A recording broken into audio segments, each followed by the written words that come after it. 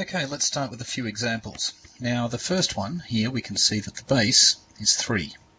So I'm going to mark that so that I can clearly identify it. And the exponent up here is telling me how many there are.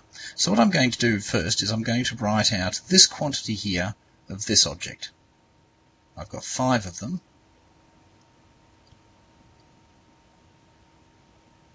There. Now the last thing I need to do with this is make sure that I put multiplication signs between each of the things that I just wrote out.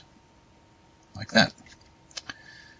Let's repeat that process here. Again, circling the base. So this is what I'm talking about here. 7, 7, 7. 3 of them, all multiplied together.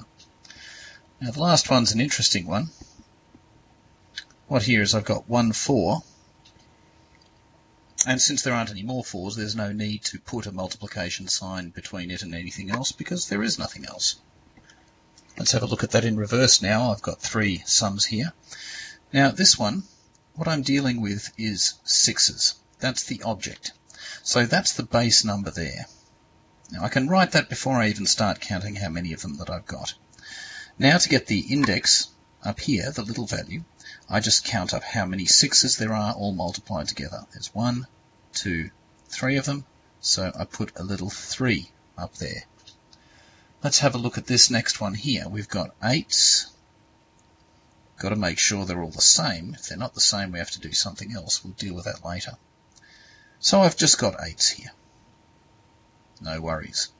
Now how many of them there are there? 1, 2, 3, 4, 5. And so that's 8 to the power of 5. And of course you can already see what the solution for the last one is, but I'll do it anyway.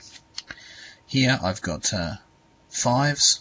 That's the object I'm talking about. So the base is 5. There are 2 of them.